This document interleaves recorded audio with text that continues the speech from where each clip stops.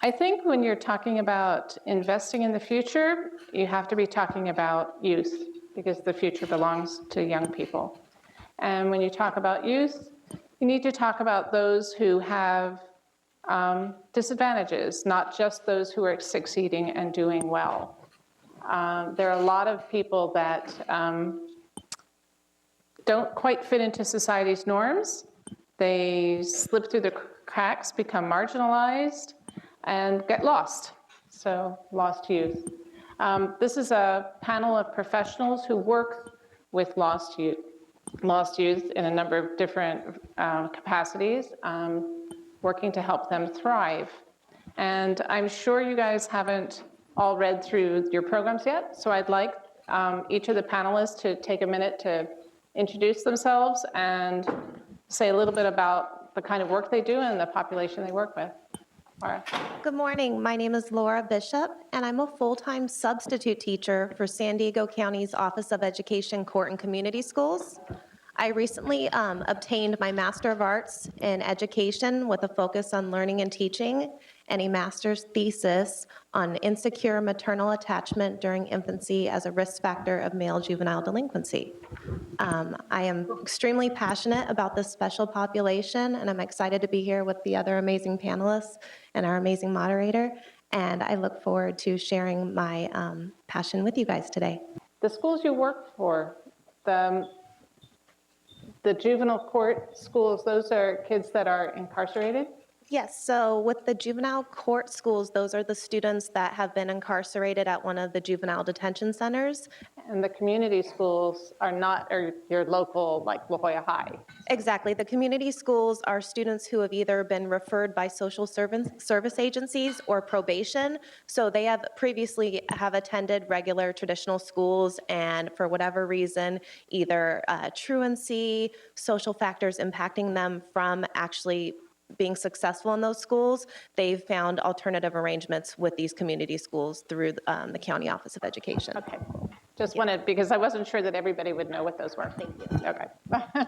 Good morning. I'm Debbie Rodriguez. I think I'm the matriarch up here in terms of experience, maybe, or years in the field. So I've spent more than 30 years in health and human services with a variety of populations and in a variety of settings, much of it youth, not all of it youth.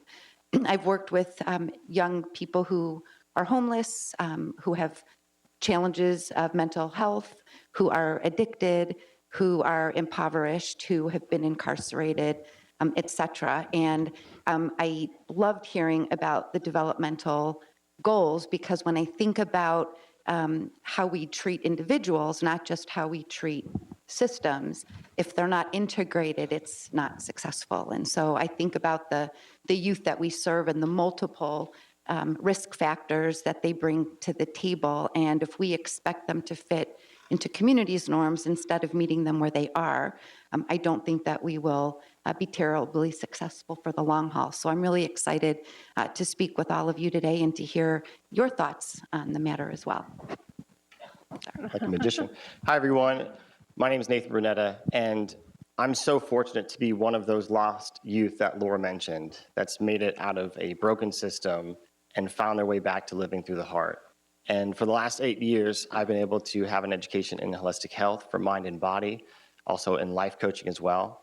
And more specifically, for the last 3 years, I've been honored to work with an organization here in San Diego called Just in Time for Foster Youth, where their mission, their mission is to help connect these young people to a caring community, like all of you.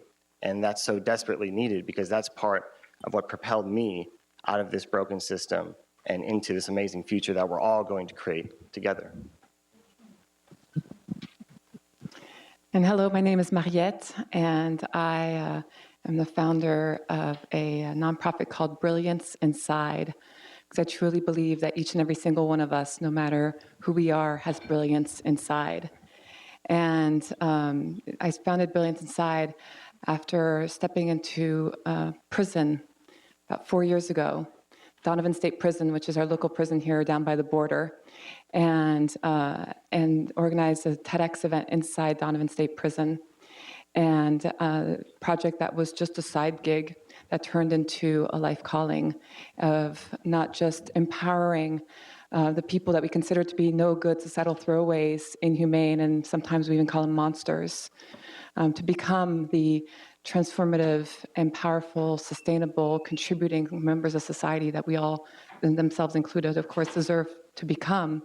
And on top of that, create that engagement with the rest of us so that we can create and heal our society's cycle of violence, which is Brilliance Inside's mission. And so first, by transforming prison from being a container of violence to a creator of peace.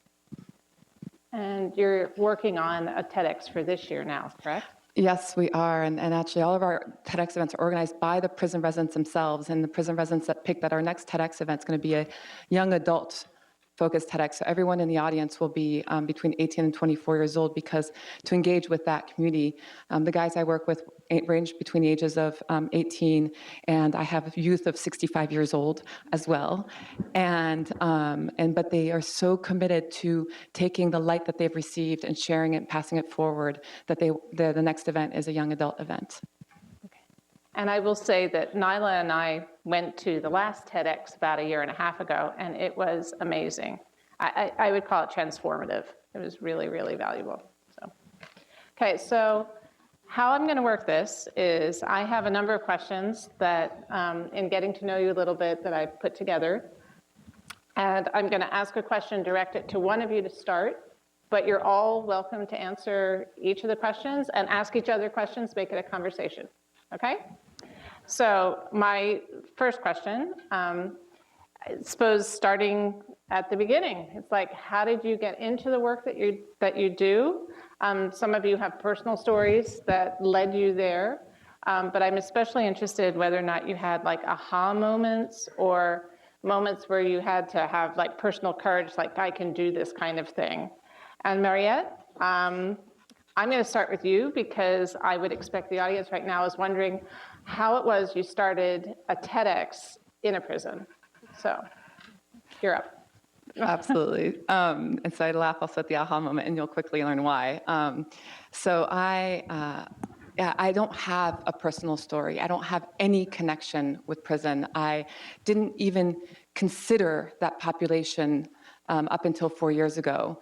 And that comes from me with the background that I do have a deep service experience of poverty alleviation around the world, and also a deep professional experience. I actually am one of those highly educated, Brown undergrad, Berkeley MBA, all the right jobs. And that's what I was doing. I was on that track. I was living that track. And one morning 4 years ago, I was meditating like I do most mornings. And in that meditation, I heard 3 words that were going to change my life. And those 3 words were, go to prison. Yeah. So you have a better reaction than I had, because I just ignored it. And it kept nagging at me. And little by little, I was like, okay. And I actually remember the day I threw my hands up in the air and was like, I'll prove you guys wrong. And I Googled prisons in San Diego, thinking that was the most crazy thing I've ever Googled in my life. Since then, I've Googled a lot of other crazier things. And every step of the journey has been a step of trust. Because the more I pushed this idea of way, the more I felt that deep part of me, that pure, still part of me, tell me, just trust, just go. And so in December 5th, 2015, was my very first day inside Donovan State Prison. And I went to maximum security prison and discovered a wealth of, yes, freedom and joy that I never expected.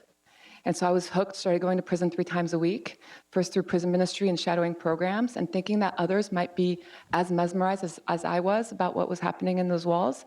That's what led me to go to the administration and propose we organize a TEDx event. Again, I was still working normal professional life at this point. But my thing was that I wanted the event to be organized by a group of prison residents that we call the core team. So we recruited and selected 8 prison residents to be our core team. They make every single decision for the event.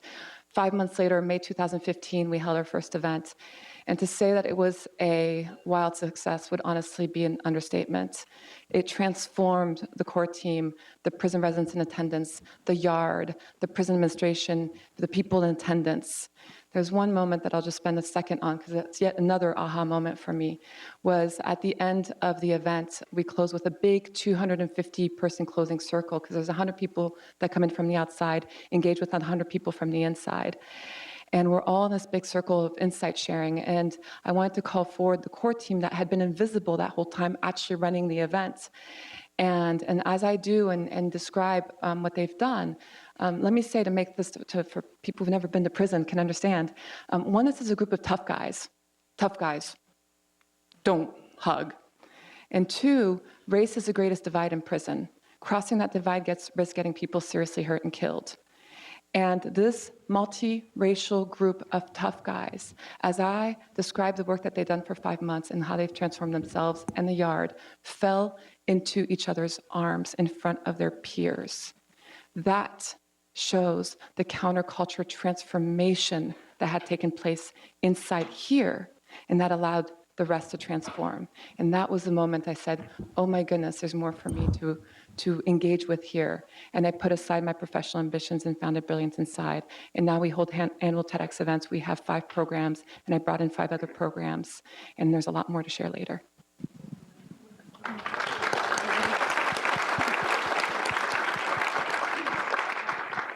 So for me, I can go.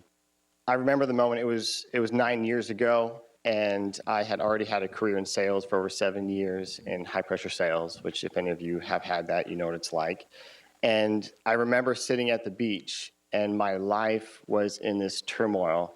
I was looking out at the ocean during sunset and just having the deepest cry that I've ever had, not knowing what to do with my experience, knowing that something needed to change. And I recognized in that moment that there was one of 2 ways that I could go. I could either continue the path that I was on and be completely miserable and well paid, or I can do something different. And it was in that moment where, to Mariette's point, I just let go and started to trust. And I knew that in order for me to really do what I wanted to do, which is to impact the world and to make it a better place, I had to go ahead and work with the population that I came from, because that was near and dear to my heart. And I saw how much potential there was, not only in myself, but all of the young people. So I started pulling that thread of the heart, and I formed my own company, KIP, which stands for Keep It Positive. And it's the idea that if you have the right perspective, to Lindsay's point, then you can learn from everything. And that led me to Just in Time for Foster Youth, where I felt for the first time that I was connected to this caring community.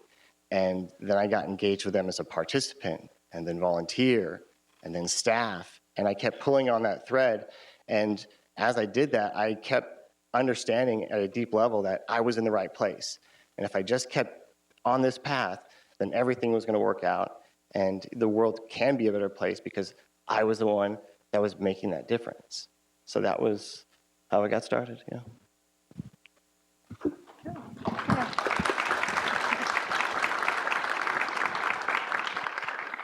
So I had no aha, but I can't remember ever wanting to do anything else, ever. And I think for me, it's been a cumulative type of situation where, I grew up in a comfortable family. I didn't have a lot of personal strife, but there were circumstances in my life that I thought of as normal, that included a lot of physical and developmental disability with people, close to me in my life. But that was normal, and having them as part of my life was normal. And as I progressed through, my days and saw that for other people it wasn't normal, and for other people disenfranchising this population of people was normal, it just got me really angry, and it hurt my soul in a way that I can't really explain.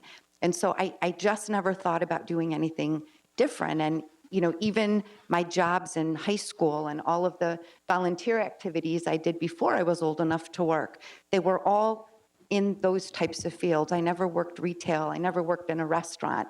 I always worked, in a nursing home, in a daycare center, in a residential treatment center. And so that kind of social justice underpinning, that soul hurting reality that people aren't born disenfranchised, we disenfranchise them, has just been kind of my driving force all along. But no aha, kind of a cumulative type of thing.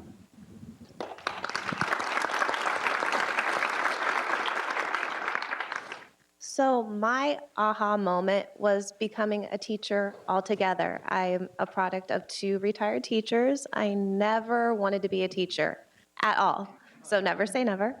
I got a Bachelor's of Arts degree in Criminology and Justice Studies. I had a goal of going into social work. I was a little bit discouraged to find out and to be discouraged by others that you're never gonna make anything being a social worker. But my passion was for helping people.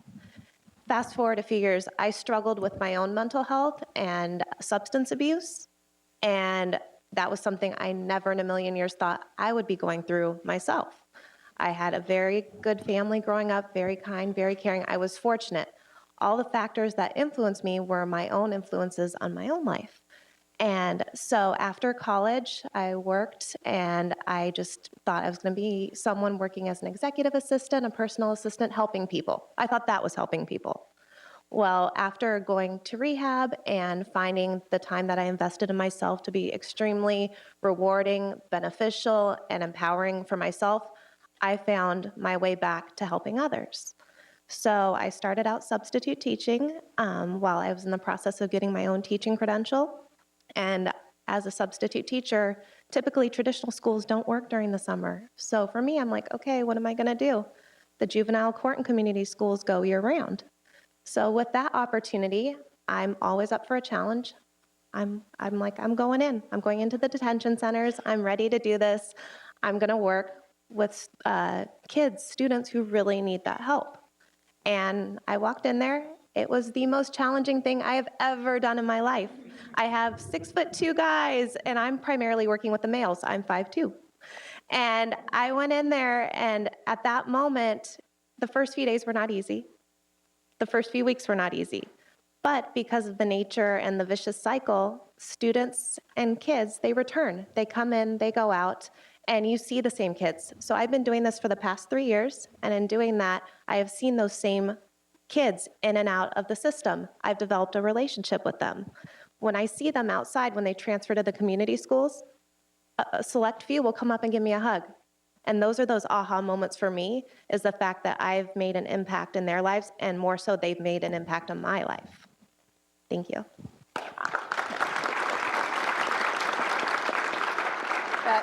That segues in really good to my next question, because I was going to ask about challenges. Because, teenagers, those teen years, young adult years, they're challenging to live through, they're challenging for parents. And I would think if you add that extra stress of being incarcerated, or, all of the client mental health, all those issues, that's added stress that makes the work you do even more challenging. So I wanted to know what the challenges were, and then how you help the students, in your case, grow and succeed. Perfect. So definitely the challenges being confined in the detention center. So you have, again, primarily my work has been done with the males. You have adolescent males who are kind of cooped up, that have the urge to run around to get up. Well, when they're in the classroom, they're not supposed to be getting up, and if so, it's one at a time, asking permission.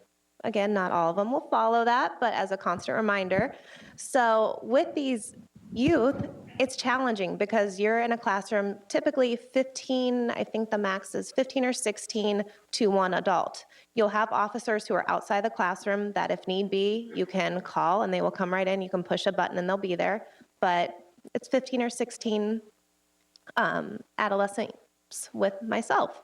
And so again, developing that relationship, that was the initial challenge in the beginning.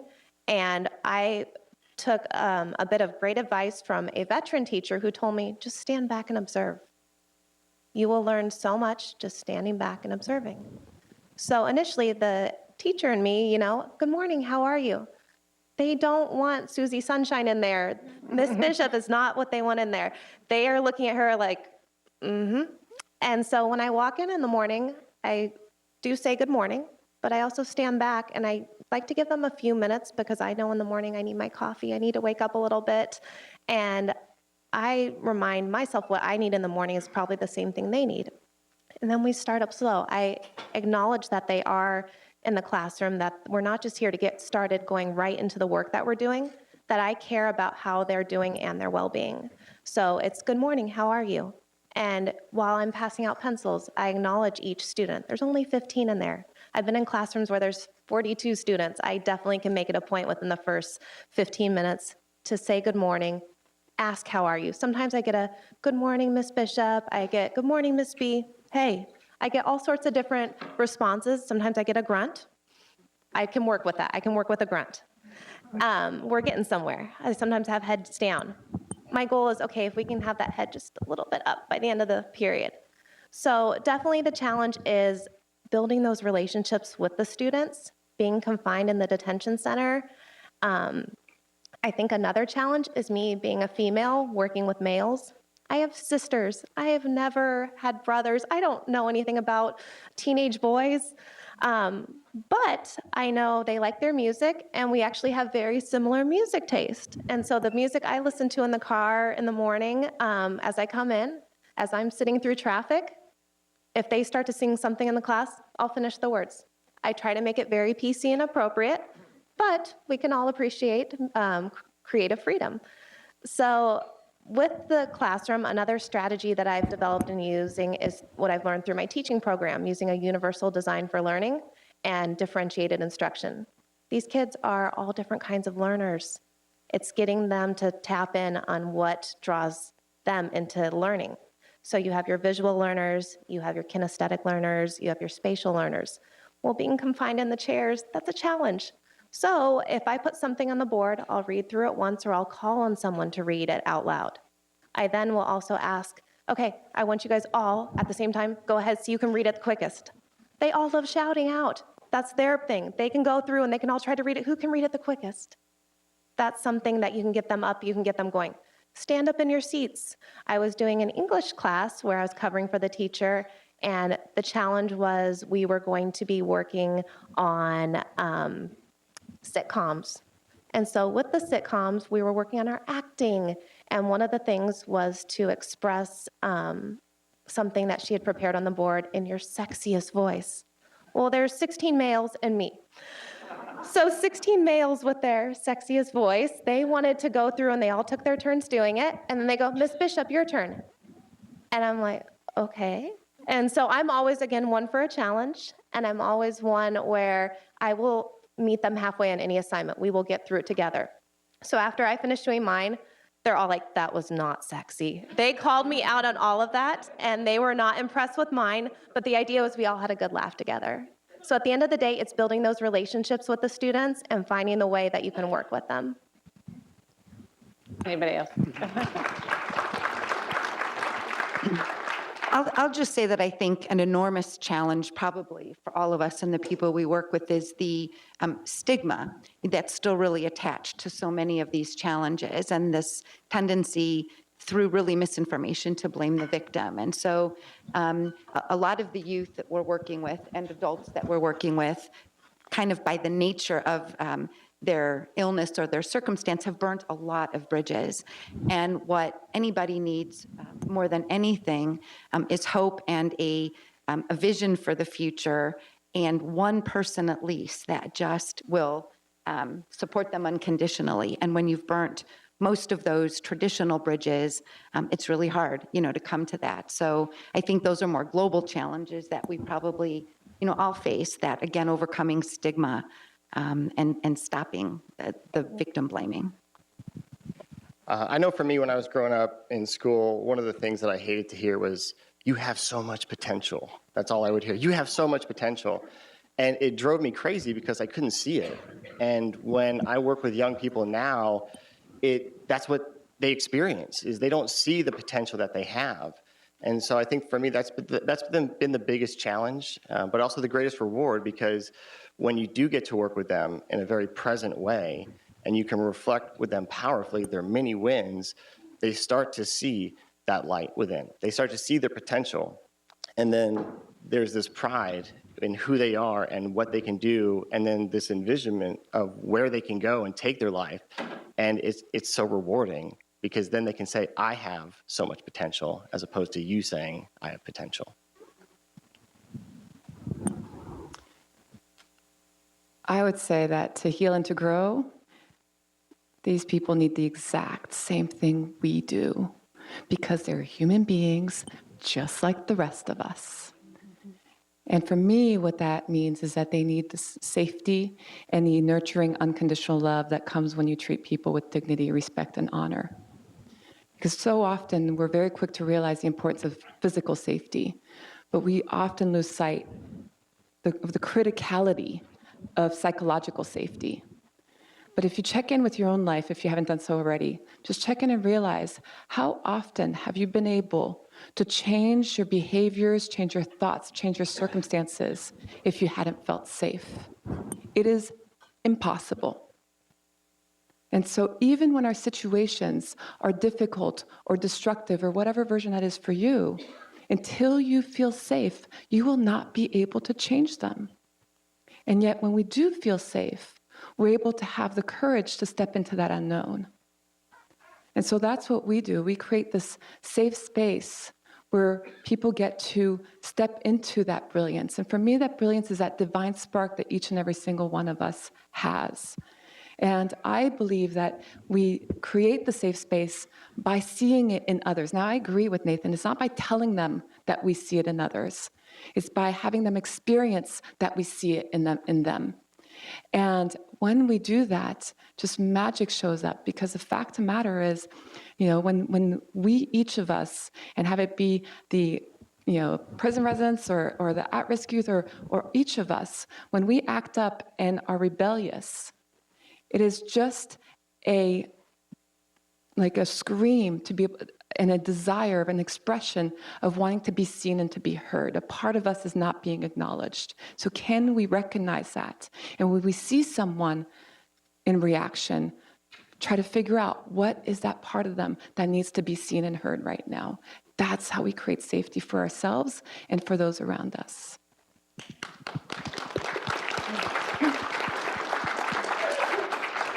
Well, my next question has a little bit of a personal story to start. So a long time ago, I was a PhD clinical psychology student. And full disclosure, I was all but dissertation when I quit, so I'm not a psychologist. But my last internship was at the San Diego Sexual Abuse Treatment Center. And some of you know, because I've spoken at previous summits, that I am an incest survivor myself. And that internship, boy, was that a challenging year. And I don't think I could have gotten through it if I hadn't had a really good therapist, a on-site supervisor, a school supervisor, and a loving, caring husband at the time.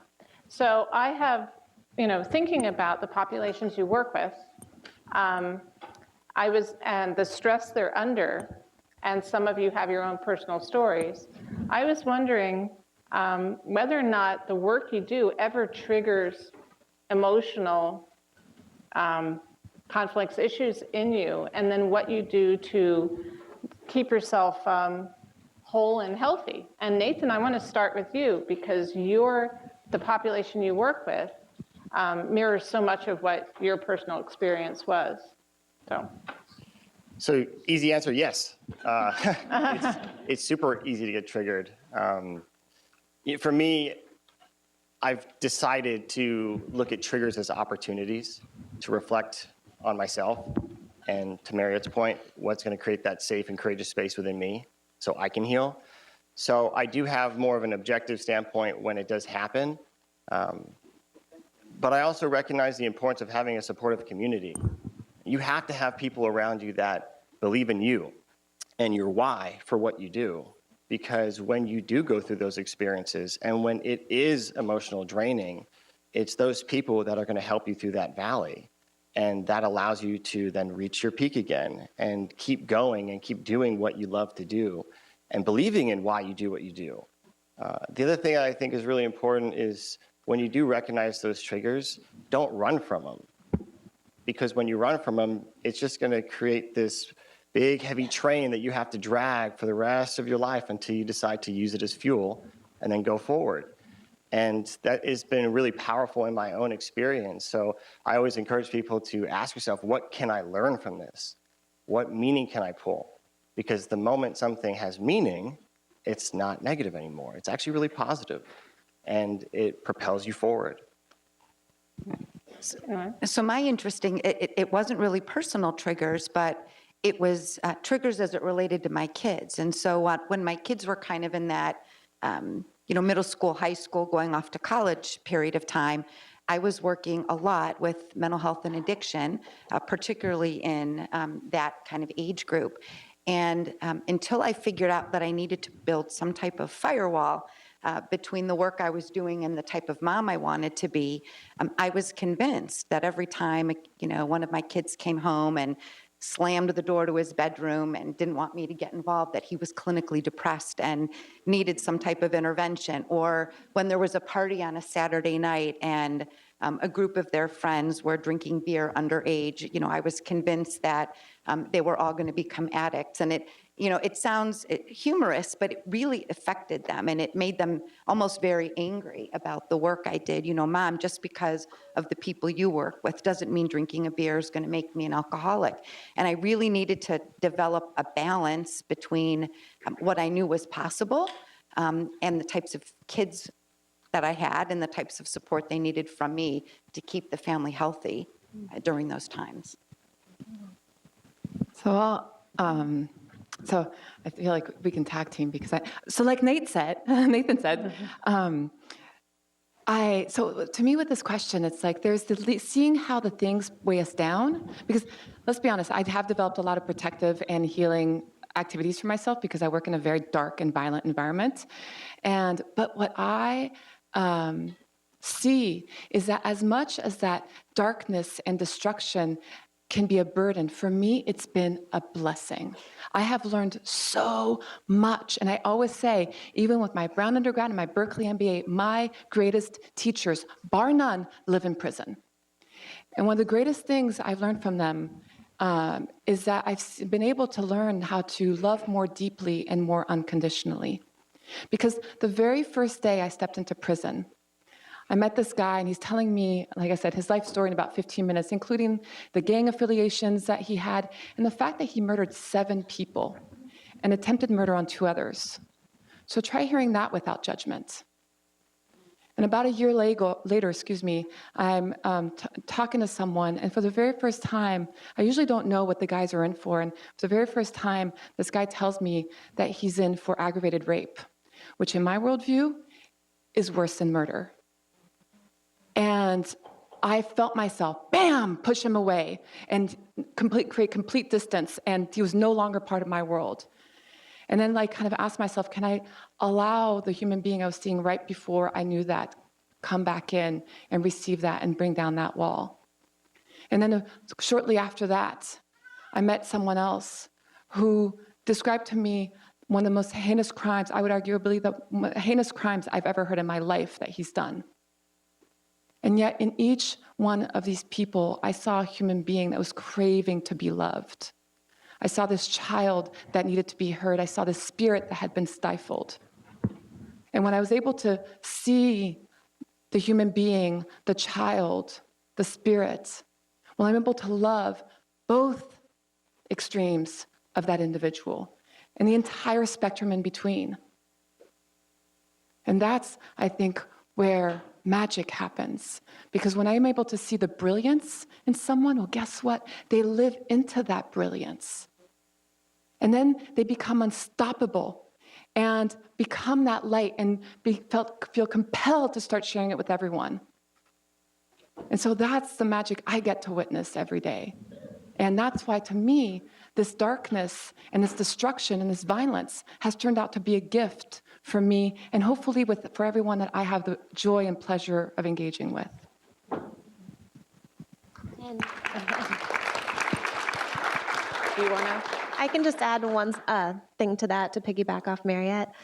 I see the kids and I see them as children and I hear, as much as I try not to, what they've done. And some of it is extremely heinous, way over anything I can imagine. But at the end of the day, that is someone's child.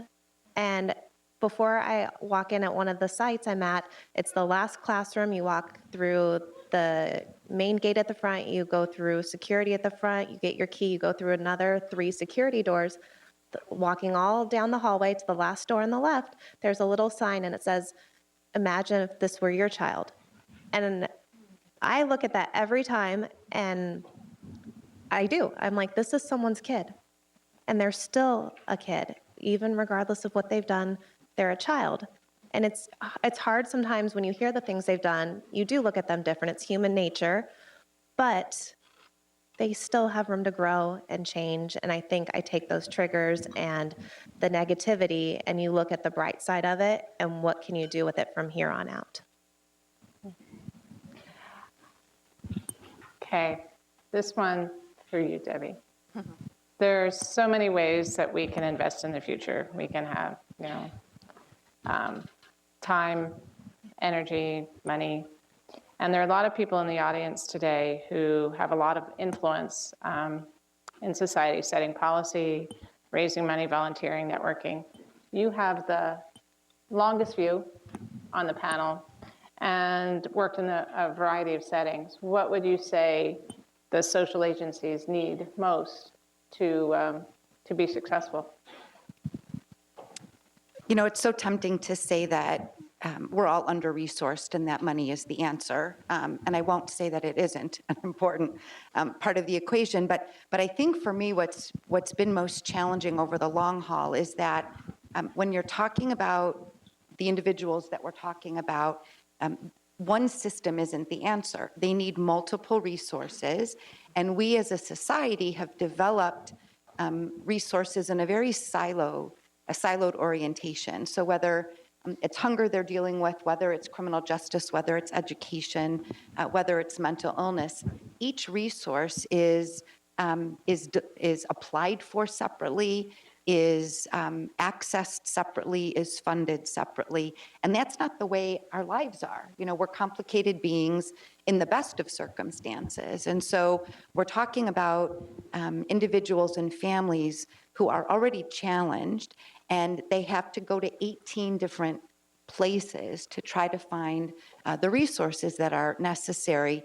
And similarly, that I think hinders the type of collaboration between agencies like ours, because the funding streams are different and the policies fall under a different organizational structure. And I long for this scenario where all of those funding streams and policies are braided, in a way that makes sense for people, so that, if individual A fits kind of this general profile, we can expect that these are the types of resources he or she are going to need, and that there's one place to go, one kind of general contractor that can help that person or family navigate all of that, because it is really complicated and more people than not give up, which is why we know that less than 50% of people with a diagnosed mental illness ever access services, why people with an addiction disorder, when they're finally ready to admit that they need help and seek it,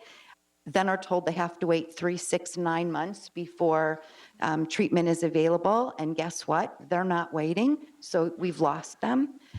So it's that kind of silo orientation, which flies in the face of this integration of developmental goals that we're talking about, that I think is the biggest hardship on us as providers and on the consumers of our services. So for the last 3 years, I've done strategic partnerships at Just in Time. And to Debbie's point, it's really all about connecting. I mean, whether you're a volunteer, an investor, a young person, you have to reach out, you have to connect, because I can speak for myself. When I had to tell my story to multiple organizations to get the services that we all deserve, it can be draining. And so to be able to come to a place where you can get the resources that you need and find what you're looking for, it makes things easier, but it allows you to start breaking down your own barriers and your own walls. And being in the organization, I've seen so much profound connections happen just because we don't live within this box at Just in Time. It's how can we think outside the box? How can we create the community solution? Because it's not just one organization that's going to do it all. It's not one person that's going to do it all. It's all of us coming together. And so I'd say the biggest thing that organizations could do is just to connect. And just to give everybody a little secret, mine is number 17 in the booklet about partnerships, because that's where all that change is going to happen, is if we all come together and make it happen. And I'll touch upon three things lightly. First of all, for us, yes, the fact of the matter is, like every social impact organization, the financial piece is a big piece. And for me, the business person, to run an organization that doesn't have a revenue generating component is actually really challenging. It goes against a lot of my kind of upbringing and ethos. And so I've had to adapt a lot of kind of how I see the world and engagement with the world because of that. And God provides us great opportunities to grow, because just recently the rules at Donovan have changed and we're no longer allowed to charge for tickets for our TEDx events, which means now we have to find sponsors for the events. So not only do we have to find the support of the facilitators and all the people that come in and run the programs, now we have to find the sponsors for the TEDx events, and so that to me is a powerful area of growth right now. The second thing I wish to bring forward is I forgot my second thing. Oh yes, I remember it now. I just had to let it go. Is the fact of the matter is, one of the things I love to do is sharing these stories with people. Because not everyone has the ability, though everyone can come to prison with me, by the way, all you have to do is reach out to me, but not everyone has the ability to come to prison and engage and connect with that community. But everyone has the ability to hear the stories. And so I love being in environments and places where I get to share those stories and allow, at least through me, that these guys get to be teachers for you too. And the last piece I'll add also has to do with connection, which is ultimately what I stand for, is about creating that connection. I talk about Brilliance Inside standing for a conversation between disconnected worlds. And so allow yourself, have the courage and the vulnerability to go connect with someone or a group of people that you haven't connected with. Because what I will guarantee you, for having worked with end-of-life AIDS patients, for having worked with veterans, for having engaged with the homeless, for having lived in slums, for now spending 3 to 4 days in prison, I will guarantee you the lessons you will learn from that will put everything else to shame as to what you can engage with and experience. So I now bring lessons to corporation of team leadership and team engagement that come from how we ran our TEDx event with a bunch of multiracial tough guys. That's the power of cross-connection between our worlds. That's why I'm so passionate about creating these conversations between disconnected worlds. And I'm going to say we just have a few minutes left. So is there anybody in the audience who has questions?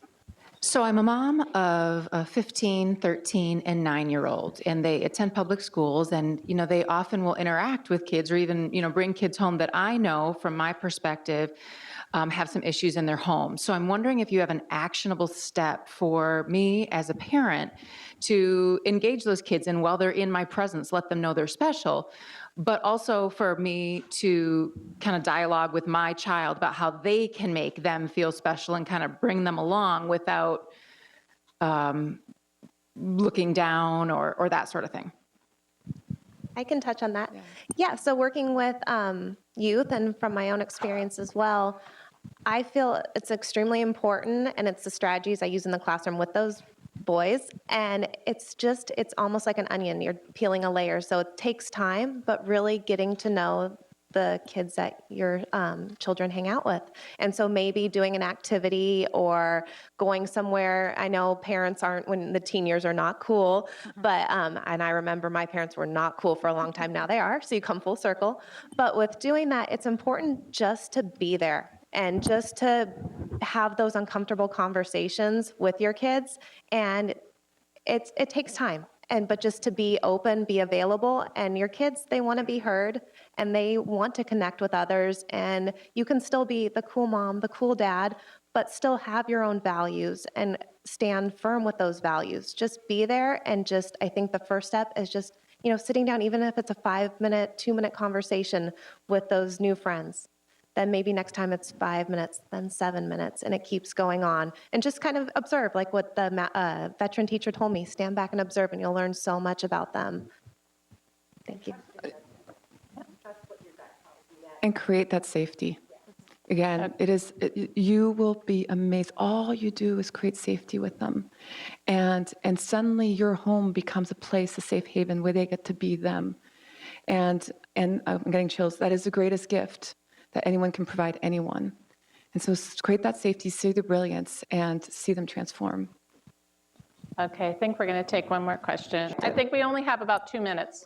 Okay, so my name is Carolina Uya, and I work with Access Inc. Youth and Immigration Services. We have 3 funding streams: Department of Labor, Department of Violence Against Women Act, as well as micro enterprise. And so my question is, suicide is the second leading cause of death for 10 to 35-year-olds. And as of 2015, 88% of the psychology field is white, and only 4% look like me. So as a result, there is an extreme deficit in culturally competent mental health services. So my question is, what does social innovation look like in addressing this disparity on a micro and macro level? And then my second question, especially for you, Debbie, having HHSA experience, is we are a County of San Diego Live Well partner. And so as you know, it's focused on creating a healthy, safe, and thriving San Diego County. So what do you believe we could do to leverage the leadership and infrastructure that's being built, especially when it comes to partnership, to address mental health stigma? And then the last question is in regards to credible messengers. And I'm just putting them out here, but there's a credible messenger movement within the juvenile justice system. So how is that being leveraged among the programs that you guys have created in the prison system? So whichever one you want to answer, I'd love to hear. And this is why there'll be a 5th annual Global Summit next year. So very quickly, I will start with the second question that you asked. Oh my gosh, hold on a minute. You're there? Yes. So I think, one of the best ways to create credible, meaningful, culturally competent change is to engage the community and consumers of those services or potential services in the planning. And we don't do that well. So those of us, we can have the best of intentions in the world, but if you're talking, for instance, about homelessness or trafficking or immigration reform, and we're not engaging the consumers or potential consumers of those services from those communities in those discussions, we should be called the people in the ivory tower that are making decisions for other people, because that just isn't the way it's done. The best programs in this community and other communities were literally developed by users or parents of users of those services sitting around a table somewhere, struggling to answer the questions about where can my kid go? What can I do? And I will say also that from a professional and diversity and inclusion perspective, we have we have a professional portrait of our work that is, it's marginalized in and of itself. So, you talked about, Laura, not thinking you weren't going to earn a lot of money. The work that we do tends to be deprofessionalized and underpaid, and so particularly communities of color, for whom many might be engaging in higher education for the first time and taking on a lot of loans in order to be able to do that, they're going to be looking for career options that pay them back for that investment, and this is perceived as not one of those professions. And so we're not seeing a diversity of people entering schools of social work, schools of education, getting advanced degrees, and it's terrifying.